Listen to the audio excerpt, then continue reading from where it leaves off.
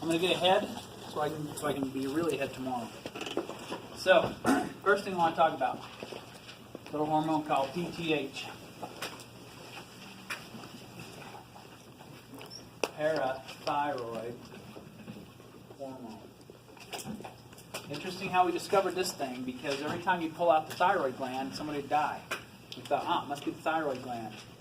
But in reality, it was this parathyroid gland. That's what releases the parathyroid hormone. It's stuck right on the thyroid gland on the back. 4 little things. And you have to replenish that. This is so important that you have to keep it in the body.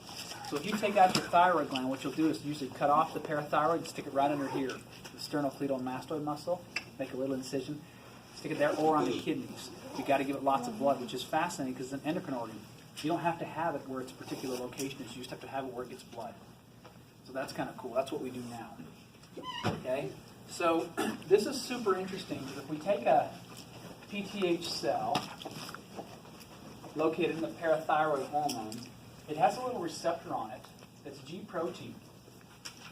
Okay? But this is the first one we've ever discovered like this. I mean, there are others now, but the first one, this ligand, guess what the ligand is for that G protein receptor? It's an ion. The calcium is actually the ligand for the G protein receptor. That's super interesting. We've never seen anything like that, which means there's probably a whole bunch of them around. But inside this cell are vesicles that are full of PTH hormone. Okay? And it's also, this thing is quite backwards than what you've seen in the past for what it does. Because even though calcium is the ligand, it responds when there's not enough calcium. So this is like it backwards can be. If calcium is bound to the G protein receptor, nothing happens. If calcium comes off, it causes vesicular fusion, and you get an increase in PTH in the blood. So the way you look at this is low calcium, low plasma concentrations of calcium result in an increase in PTH. Whereas the opposite is true, high levels of calcium result in a decrease in the release of PTH. So this is one of the major hormones that regulate calcium. Okay? So where does it go? Then how does PTH regulate calcium? Because what it has to do, well, look at this negative feedback. If you're low calcium, what do you think the effects of PTH are? Increased calcium. Where do you get calcium from? 3 things. Okay? I know that Natalie's recording, so I'm doing this on purpose. So where do you get calcium? Sources of calcium. Number 1, bone. Yep. Bone's a great source of calcium. Number 2, your intestines. And number 3, kidneys. So you don't get calcium from them, particularly kidneys, but you keep it from dumping it. Kidneys will dump calcium, and you've got to stop that. So PTH is going to go to each one of these areas. It's going to have an effect. So let's show you what it does with bone. Okay? On bone, you've got 2 different kinds of cells. You've got this one here called the osteoclast. That clast word, that suffix, is destroy or break down, but it's the bone destroyer. And you've got another cell here called the osteoblast. And the blast is the builder. Okay, so you've got 2 cells here. Where would be a great location for PTH receptors? Because what's bone made up of? 2 things, primarily. Calcium and phosphates and protein, yeah. So it's calcium and phosphates. What we would like to liberate is calcium. The osteoclast can do that, but it doesn't have PTH receptors. You only have PTH receptors on the osteoblast. And instead, you use paracrine signaling. One of the paracrine signals is this thing called rankle that you use to stimulate the osteoclast. So it's like a double regulation kind of a thing. For some reason, we don't have any PTH receptors on the osteoclast. They discovered that, wow, wait a minute, you do turn on the osteoclast. But the result of this turning on through these paracrine-type signaling, such as a rankle signaling, is that the cell will dissolve away this calcium and increase decrease it and add it to the blood. So you take calcium from your bones, storage, and you put it right into the blood. In your body, calcium seems to hold the trump card for a lot of things, because if you go low on calcium, your body will sacrifice your bones. No questions asked. To make sure that calcium stays up in your blood, because it's important for everything. And remember, hierarchy of control, the brain's most important. So your body will sacrifice things for glucose, nutrients. If you're not getting blood pressure, it'll make you lay down, it'll shut you down. If you don't get calcium, it'll strip your bones. So it's hierarchical. Brain's most important. What are natural sources of calcium to ingest? Eggshells, milk, dairy products have lots of calcium, bright green vegetables, spinach, iron, calcium. Yeah, so you can get it. But all of this is kind of mute if you can't get it from here. So this is an interesting conundrum, because to get calcium from your diet, intestines, you have to have something known as calcitriol. Anybody know what that is? T3. Vitamin D. I think it's 2. Is it 2? Yeah. So vitamin D is one of those super important cofactors for helping you get calcium from the intestines. Now, where do you get vitamin D? D3 is a bigger question. Sunlight or fatty fish. Not a lot of sources. If you have sunlight, we're okay. We can make it because it converts, kind of like the bilirubin thing that Brother Shaw talked about, how it converts those bonds and makes it active. Well, sunlight gets this. But here's the review I just read this morning, because I kind of got interested in this. They've discovered that if you live above 37 degrees latitude, that during the winter, you're going to be very low. Actually, your vitamin D production goes to 0.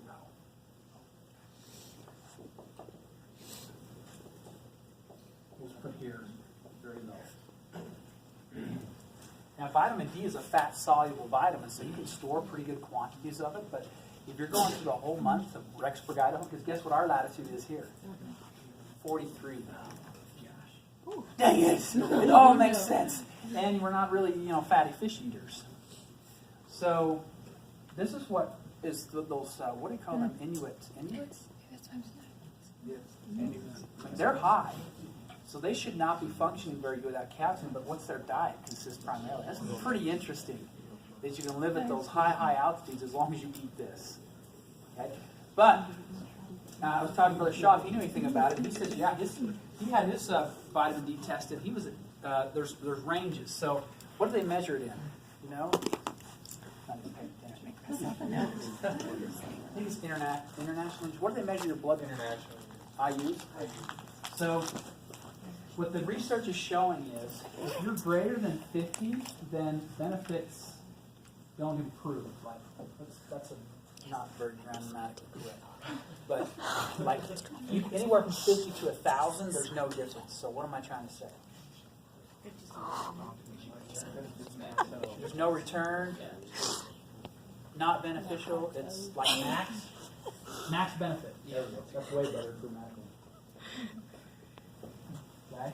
So as long as you're greater than 50 international units, however they measure that in your blood, then you're getting the max benefit, which means you're having adequate uptake of calcium in your system. And vitamin D apparently has some other things.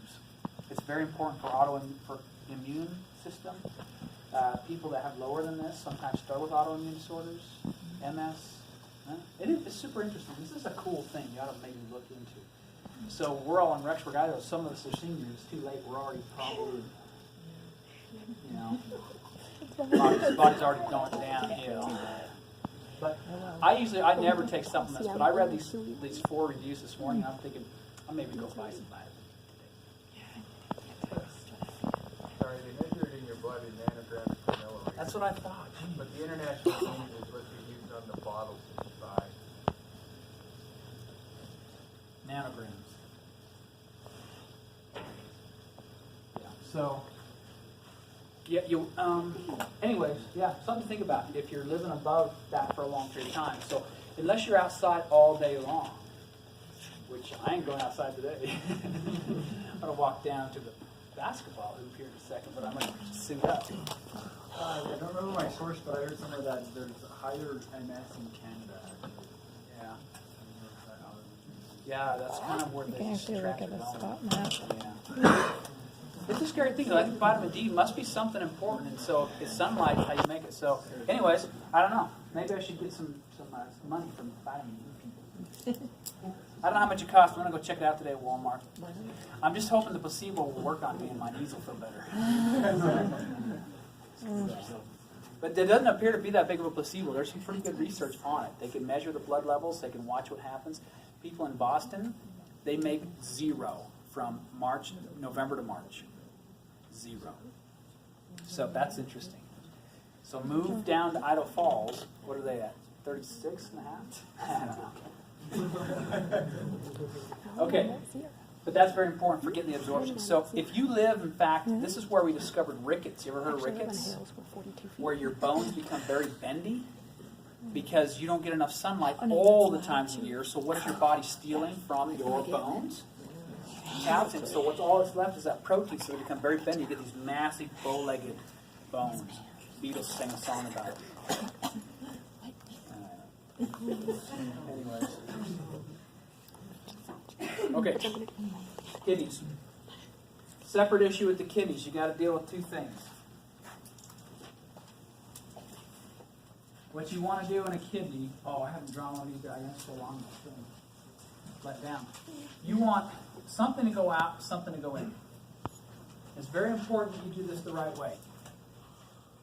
So, the calcium that's filtered, you want the calcium to be reabsorbed back in your blood. But you can't bring it in with phosphate. Because calcium and phosphate together precipitate and make bone or kidney stones. So what PTH will do is change the transporters. So the calcium levels increase in the blood. We're not exactly sure how, but phosphate levels increase. That way you keep the 2 separate. You do not want to reabsorb both of them. You could say the same thing happens in the intestines as well. Calcium uptake occurs faster than phosphate because you don't want those 2 together. They love each other and they create gnarly things. Shaw thinks that he's taken 50,000 units of vitamin D, gave him a kidney stone. Probably valid. So, did you pass one? I don't know. Cleveland Fifth, yeah, you know. Thought I heard him screaming a couple of years back from his stick house, and then. Okay, we good? I want to book through this because I really want to get some other stuff. What did the time go? Good? I say every day. Yeah, I'm erasing it all. And I want to jump into something else so we can do something else tomorrow. I don't want to tell you what we're doing. That's why I'm being vague. okay, that's good. If you're sure. But this will be kind of fun because we can book through this. You already know everything. We're going to talk about this one. Diabetes. Remember that old guy that came on the commercial? Diabetes. Diabetes. You got diabetes. The Texas Ranger Sheriff guy? Yeah. Diabetes. What does diabetes stand for? Peeing out. This word in Greek means siphon. Okay? There's actually 2 forms of diabetes. We have one form called diabetes mellitus. Mellitus stands for honey. And the other one is diabetes insipidus. I have no idea what insipidus means. I did once. It means to have no flavor. Flavorless? Flavorless. Why? That's disgusting. So diabetes, when we first discovered this, the Greeks coined it, the Egyptians called it the melting away of the flesh into urine. That's what they observed from the outside. So individuals with diabetes, either one type, will urinate a lot. And they feed them, and they urinate. So there's 3 symptoms. You call this poly, for many, urea. That's peeing lots. And if you're peeing lots, you're also going to have this one, polydipsia. What do you think that is? Extreme thirst. Okay, and if you have diabetes for this, especially mellitus, you're also going to have polyphagia, which is extreme hunger. So this is a very sad disease. You urinate, you eat, you urinate, and you die very, very skinny, at least the one type of diabetes that we've initially discovered. This is extreme urination. So all of these can be linked to one particular problem. If it's mellitus, it's blood glucose. Extreme blood glucose. So because we understand this, you should be able to make a transition pretty quick to the kidneys and understand why we urinate. So in the kidneys, I'll have to draw this a little bit more accurate this time. Oh yeah.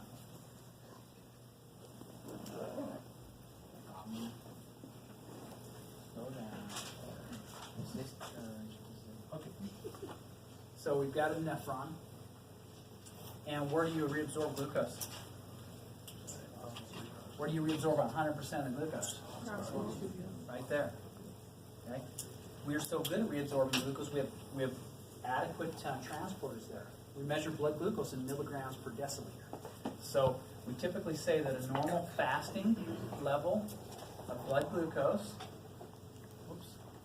should be between 70 to 100 milligrams per deciliter. This is what we're going to do with you tomorrow. So if you're squeamish about fasting and we test your blood glucose and you're not within that range, we're going to know you cheated. Or you're bad. Either one is not a good conclusion. Because that's very important for us. Now, we can handle, the kidneys can handle, right, 350 milligrams per deciliter. That's the blood load, plasma load that your kidneys can handle. So that's pretty awesome. But if you get above that, then you're going to start missing, you're going to saturate these transporters, and guess where all the glucose ends up? In the tube. And if you have a ton of concentration there, what happens with the fluid? There you go. So diabetics that have lost the ability to move in glucose, they can range anywhere from 800 to 1500. Now, I've talked to my anybody type 1 in here? So we've talked to these diabetics, and I had a girl in my other class, she's like 1240, still functioning. This is usually a coma, and this is not very good. So blood glucose, sugar, that's all the problems that you're going to have with diabetes are going to be attributed to blood sugar that's too high. When we did your A1C in class, that's what we were testing. We wanted to know, what's your blood sugar levels been looking like the past 4 months? And if you're below a certain percentage, we were saying below 6%, you're okay. If you're above 6%, that means your blood glucose has been a little bit crazy. Most diabetics are going to be up in 12% range of A1C. Okay? I'm going to talk about what that is. This one, you have the same result, but it's not because of glucose. Insipidus is because you have a lack of ADH. Okay? So you can't insert water channels. You can't insert water channels, you'll urinate. The urine volume in these guys will be 18 liters per day, up to 18 liters per day of urination. So that's a lot. Yeah, that's a lot of fluid. Usually your urination rates are about 1.5 liters per day. But 18 liters, that's like 18 of those soda things you buy. That's a lot. So is mellitus and insipidus, is that related to type 1, type 2? No, Or are those different? These are completely different. And this is all I'm going to talk about insipidus. I'm done because you have enough background. We can leave that alone. But I would like to do mellitus a little bit more. So the key, whenever you hear this diabetes mellitus, I want you to think of blood glucose. And hopefully when you hear diabetes, it's always going to be mellitus pretty much. That's what people just talk about. But there really is 2 kinds. You need to know that as doctors. But this is the issue. And everything around blood glucose, before I talk about the different types, I want to talk about what happens here. The biggest thing is called an age. That's what we call it. It's an advanced glycosylation end product. Advanced glycosylation end product. There's a particular thing that happens with glucose. Okay? Glucose essentially sticks to proteins. Okay? And one of the major glucose to protein ratios is this thing called glucosamine. Glucosamine. Okay? This is a major problem.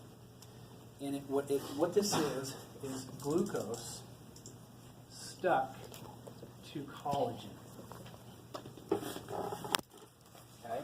Now glucose will stick to all kinds of proteins, but if it sticks to collagen, it forms something called glucosamine. I don't think I spelled that right, but you'll get it. Glucosamine, IN, probably IEN. Anyways, this is a big problem because if glucose is stuck to your protein loses its function. It doesn't function like it's supposed to. The biggest problem is, where do you find collagen? Membrane barriers. All of your blood vessels are lined with epithelial cells and collagen. Your kidney has got membranes. Your eyes have membranes. Your nervous system has membranes. So when you get glucose stuck to collagen, you start developing things like neuropathy. Neuropathy. The neurons stop functioning. This is going to happen primarily in your hands and your toes and your feet, those lower areas, where they lose the ability to maintain barriers. That's a big problem because homeostasis goes down. You also run into nephropathy. Nephropathy is neph, that's your kidneys. And retinopathy. Retinopathy, your eyes. So eyes, kidneys, nervous system. So blood glucose levels that are very high for a longer period of time will affect these areas because it sticks to the proteins and changes their function. We would love to measure and say, is there any protein we could pull out of your body to give us a good indication of how much proteins are being glycosylated? Well, hemoglobin. This is called your HbA1c. And all it is, it doesn't necessarily affect hemoglobin detrimentally, although it does, but you have a lot of hemoglobin. But it gives us a measurement to see what your blood glucose levels have been. So if your percentage of HbA1c are high, we make the assumption that you're also having some issues here with blood glucose. That's the biggest problem with diabetes, the inability to regulate blood sugars. So tomorrow in lab, we want to check on this because we want to avoid foods that spike your blood glucose levels. So we're going to give you juices, we're going to grind up stuff, we're going to try to eat it whole, and we're going to watch what happens to your blood glucose. It'll be pretty cool because we want to avoid those spikes in blood glucose so we can avoid these kinds of things with this glycosylation. Okay? So what controls blood glucose? There's only one thing that will decrease blood glucose in the body. There's no redundancy here. It's insulin. I find this fascinating. We have so much redundancy built into our system. We've got 2 kidneys, 2 lungs, only 1 brain, 1 heart. Usually we have these like backup systems. But in terms of getting blood glucose levels down, we only got 1. That's insulin. Fascinating. We have 3 hormones that will raise blood glucose, only 1 that will decrease it. Interesting. So if you're having trouble with the way you have insulin, that's going to be your types of diabetes. So I'm into diabetes mellitus now. We identify the major ones as 3 types. Okay? Type 1, type 2, and gestational diabetes. Okay, so these are all subcategories of diabetes mellitus. But in type 1, you have no insulin. Now where does insulin come from? Pancreas, beta cells of the pancreas.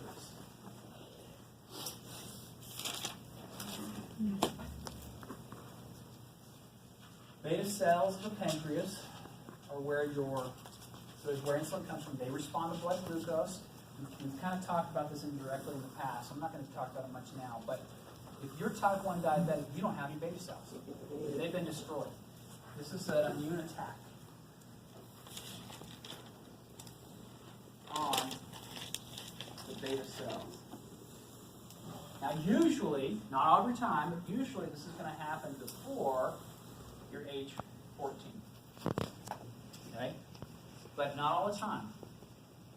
And you probably know people that got diagnosed. But if you're over the age of 14, your chance of developing type 1 are pretty low. That's good. Although I had a girl just recently come home from Michigan and develop type 1. She was 20 years old. Dang it. But usually, this is a very early on age. There's a genetic component to it, but we don't know to what effect. So I'm going to put on here, I'm going to put genetic, I'm going to put a question mark, and I'm going to put environmental, and I'm going to put a question mark. Because we find some incredible sources on all of these. Could be environmental, could be womb related when the woman's exposed to various chemicals, could be your own self exposed to various chemicals. We just don't know much about this yet. Okay?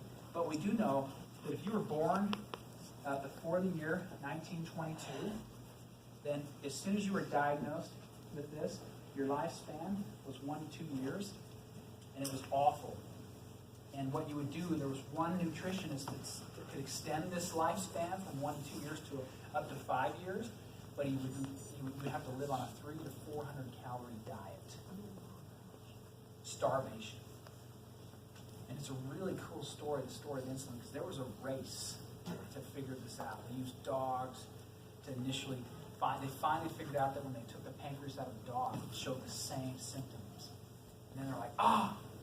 Then they just had to figure out what it was in the pancreas. And it was, they had to get it out, they had to isolate it, they had to purify it, then they had to make it in large quantities. But these people right around this area, they got saved by it. It's fascinating.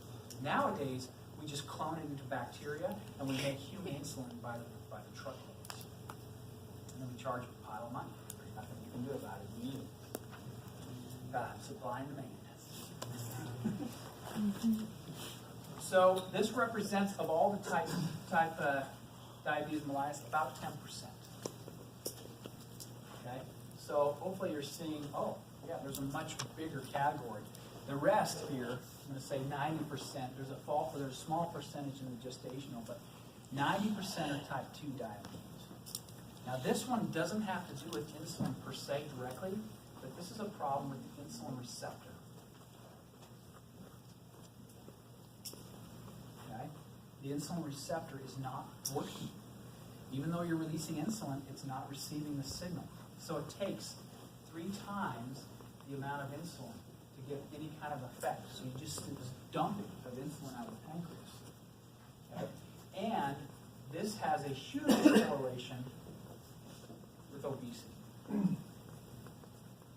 In fact, it's so big, it's very large, about 80% of individuals struggling with type 2 diabetes are obese. This is the disease of the obese. We know it's correlated, very strongly correlated. If you lose weight, you lose your type 2 diabetes. If you gain weight, you gain. So this really interesting word, I've always been fascinated, is pretty genetic, but I'm going to suggest that all of us have the gene. All of us, if we gain weight, are going to have a likelihood of having it. So high that if you were born after the year 2000, your chances of developing diabetes type 2 are 1 in 2. That's a big number. That's worldwide. Because of this issues we're having with obesity, because our world's getting better. Food resources are becoming quite easy to grab. Sedentary lifestyle, lots of sugar, all kinds of different things we've mentioned in the past, but for whatever reason, obesity is a big deal, and so is diabetes. So that's where you got it. This is job security if you want to go to medicine. A lot of people. We do have some published papers to show you why the insulin receptor, it's a tyrosine kinase receptor, and circulating levels of triglycerides switch to something called DAG, diacylglycerol. That interacts with the insulin receptor and affects all of its downstream signals, so you just can't get it working. So if you can decrease those circulating levels of triglyceride, which is associated with obesity, you can get that receptor back online. All the drugs we have to treat it are associated with either dump more insulin or affect the insulin a little bit more. So, yeah. I found out, I was reading about some Wikipedia in 2003 article that said they found amyloid buildup in the pancreas. Yeah, interesting. Yeah. I don't know if that's weird. We're dumping a ton of money into this research right now, trying to figure out how to prevent it. We already know how to prevent it. But we're trying, once we get there, we're still trying to add medication, because we can't stop the obesity epidemic, but we're trying to figure out how to get this type 2 insulin treated. Yeah. And this is kind of why you're at school, get educated, understand this. You've got exercise is something you have to do for the rest of your life. If you do it now because you're miserable, you got to find another reason. It's got to be something you just do as a lifestyle. That's who you are. It defines you. So, there's an elevator, take the stairs. But you just kind of have to develop those mental things. All right. Gestational diabetes, then this is only during pregnancy. It doesn't have to deal with weight gain necessarily. Okay? These are the pregnancy hormones. And these pregnancy hormones affect something where they'll cause the same effects as type 2. So same as type 2, but when you're becoming unpregnified, you have the baby, then it goes away. But I like to look at gestational diabetes as a tender mercy. Because if you develop gestational diabetes when you're pregnant, then it has just given you a window into your life. If you gain weight, you will be type 2 diabetic. It's a window to the soul. Because it'll go away after pregnancy.